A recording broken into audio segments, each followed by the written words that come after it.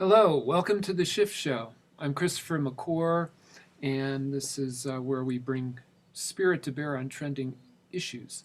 Well, today I'm going to do it a little differently.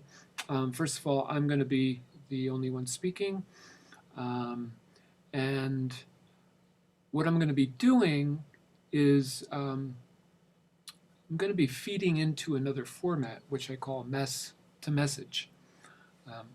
Mess to message is a term that's being used by modern day self-education people, proponents of self-education. And it's the idea that we each have we have a mess in our lives, a pain, a wound, a trauma that's forced us to develop in a way that where we develop an expertise. And that expertise actually becomes a gift. It becomes valuable to other people, and it turns into a message to the world. And the reason I'm including this in Welcome to the Shift Show is because when we each recognize our mess to message, and in a sense, we become we each have like a piece of the collective enlightenment. It's like each of our mess to messages is like a piece of enlightenment. It's like a little, like a DNA link or something like that. A strand of DNA. And when you add up all those strands of DNA, you've got a complete humanity, and in this case, an enlightened humanity. And as you may envision, an enlightened humanity is actually a shifted humanity. So it's a way of approaching shifting humanity. So that being said, let me just kind of go through. Actually, I think what I'll do is I'll share my screen and I'll show you a chart that I've made up, which kind of delineates this a little better. So here I go. And yeah, so this figure here is the Enneagram, and it's what I call the ancient Enneagram, which is it's a container for any complete system of knowledge. And I'm going to assume that this mess to message system is a complete system. That it's holistic, and so we're going to use the Enneagram to kind of like delineate the aspects of it, the components, and how they relate to each other, and how they relate to the whole, which is what we can do with the ancient Enneagram. Okay, so like I said, we start off with pain, and that pain can be, like a childhood trauma. It can be, if you believe in reincarnation, it can be a past life, trauma, pain, karmic, liability that we have to solve. But whatever it is, right, it creates a situation where we are in pain. And in order to get out of pain, we have to, in a sense, solve this pain.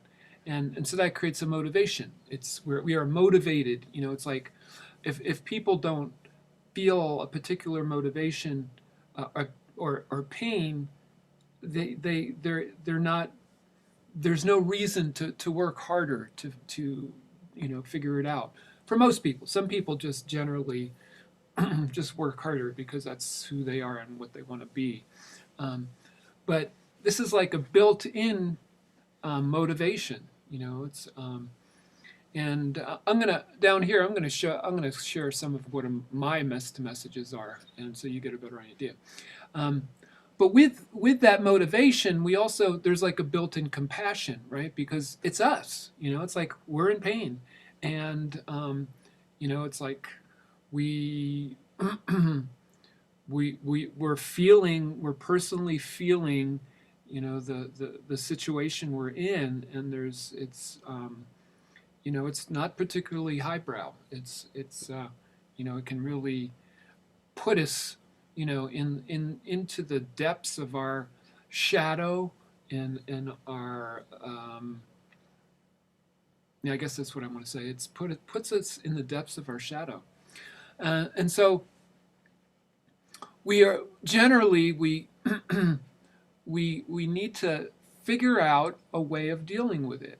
Which framework? That's what framework means to me. It's like the steps, and the reason we need a framework is because there's usually so much unconscious patterning around the wound that unless we have something that we can follow when we're triggered, because that's what pain and wounding and trauma, it's like when we get into this state, this trauma state, and we need something very concrete that we can follow, and that's why if we usually will come up with a framework.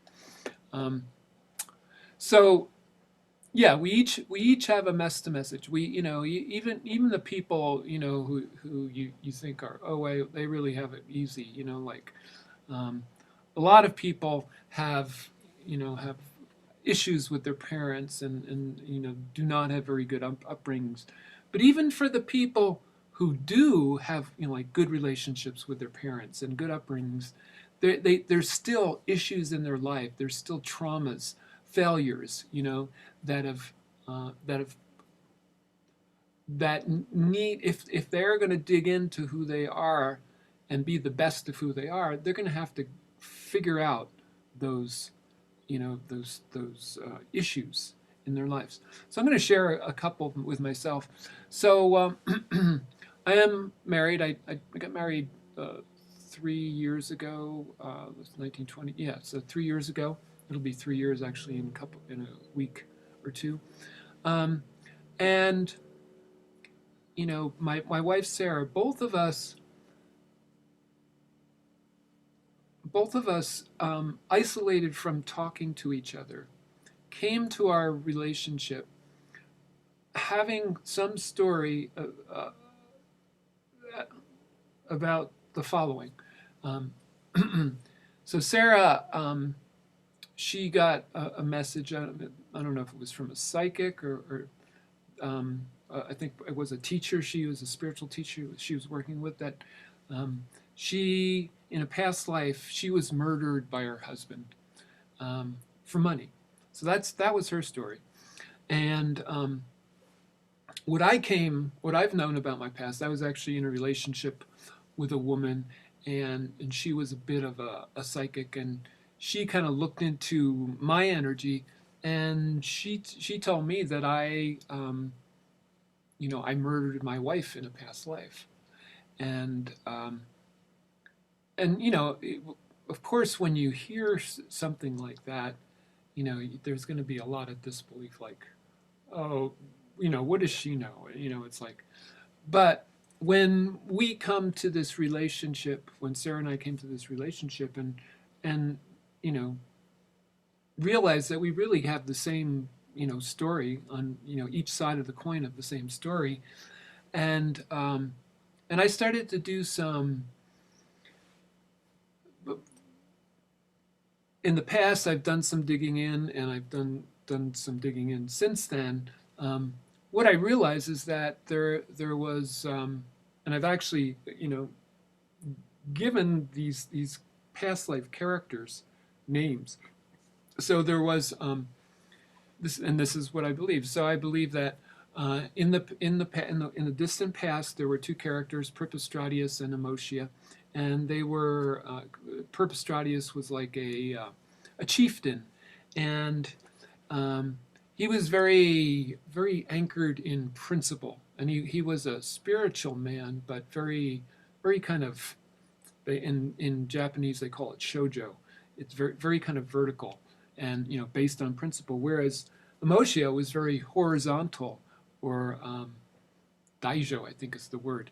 and very rooted in love, and it came to the point where he was basically ignoring her in his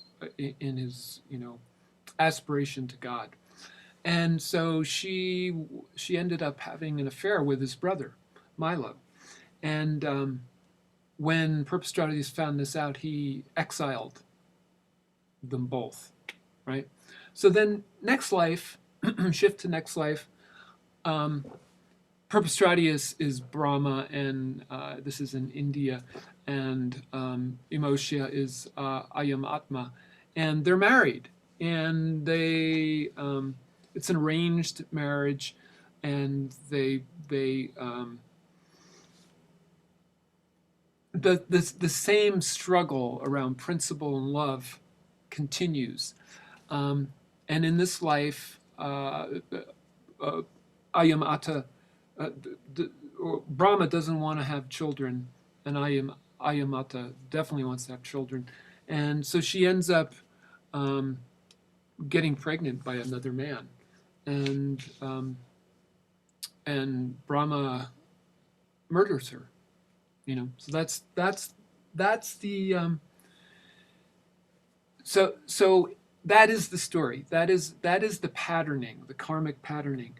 And so if I am Perpestratius in Brahma, what I've done is I've killed the love in my wholeness. I've killed the I've put integrity over love, and I've killed it. I've murdered it. And so what that ends up being is that, so when I was 13, I was diagnosed with a heart murmur, which I really didn't have. It's actually mitral valve prolapse.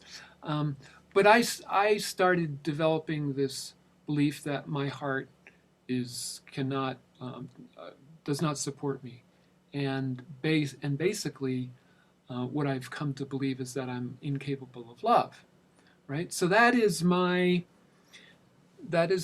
wounding. That is the pain, the karmic detriment of my existence, and so I have got to work really hard at that in this life. It's like I've got all the tendencies for integrity and for the shojo, and here I am married to this woman who, Sarah, who is extremely,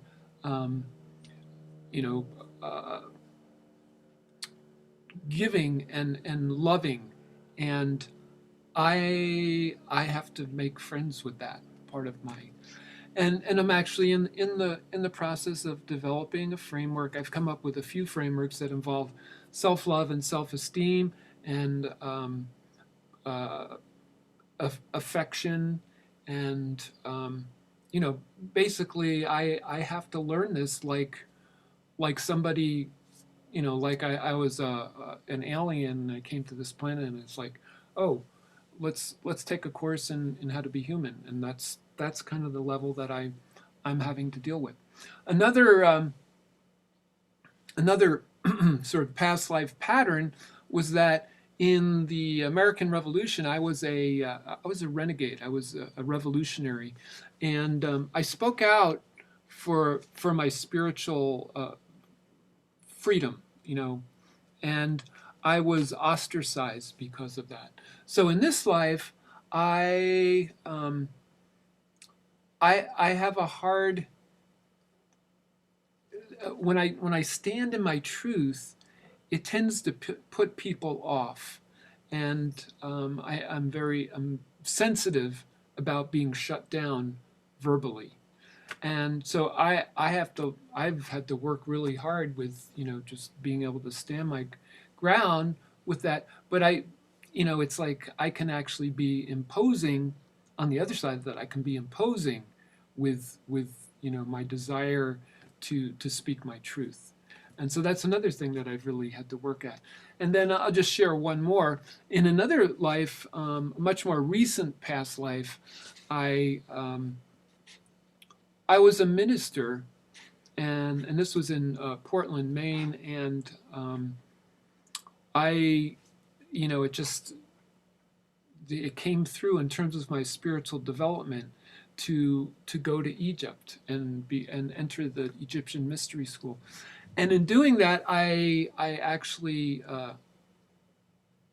I ascended. I actually left my body, and so now in this life, it's like I've already had this ascension experience, but now I left behind lower chakra stuff. There's still this stuff around loving and speaking my truth. Being empowered. Being in my power, that's still stuff I'm working out. So I have to embody. In this lifetime, it's not about, going to God. It's about bringing God here to Earth. So this is an example. These are 3 examples of my message. And if you're intrigued at all by these stories, they're actually I'm writing them in a fiction book called Gwella, which is a Gaelic word which means to be better or to heal. And just very briefly, Gwella's story is that he's a barefoot hearse driver who's also a musician, and he when he when he's bringing a coffin to the gravesite, the person who has already passed, of course, actually comes and sits in their spirit comes and sit in the front seat, and he helps them transition into the next stage of their their soul's journey, and then he writes a song about it. Well, Gwella wakes up one day, and he's suffering from this whole host of ailments, and he's dying, and he goes to a psychic, and she tells him that basically you've got to go back, you got to shamanically journey and heal all these these various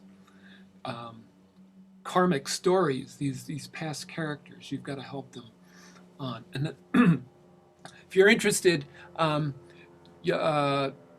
will put a link in below this where you can go and you can sign up for knowing more about this book. It's in the process of being written. Gwella is called. So anyway, moving on, we each have a message, and so it's like we each have a slice of the pie of the collective enlightenment, right? We each have a piece of it, and that piece is like a gift to the rest of the world. So in a sense, we're each one of us is like a guru in this one particular aspect. Well, if we put together all these our guruship and all these particular aspects, and we, like I was saying before, it's like a strand of DNA. Well, if we put these all together, it adds up to actual, DNA that is collective. That's the DNA of a species that is collectively enlightened, and of course, the species that's collectively enlightened is that's what we're going for with shift. Like how do we shift into this collective? And this is one way to do it, is with our message. So yeah, I'm going to stop my share, and so what I've done is I've set up a Facebook page called mess2message.us, and I will be interviewing people regarding their mess2message. So if you're interested in being interviewed, on the mess2message page, then just comment in the below and let me know that, and we'll set up a time where we can do a Zoom session to explore that. So I think that's it for today. Once again, this is Christopher McClure, and this is Welcome to the Shift Show. But we're actually what I'm exploring here is another platform which kind of interfaces with the Welcome to the Shift Show, which is mess to message. And the basic idea here is that we each have a pain or a trauma or a failure in our lives that causes us to have to figure out something. And in that figuring out, we become an expert. And that expertise is actually valuable to the rest of the world. It's a gift to the rest of the world. And if we can recognize, and respect and honor each other's mess to message and join together as a species, learning from each other, then this is one way that we can shift together. So I hope this was valuable to you, and I'll see you next time.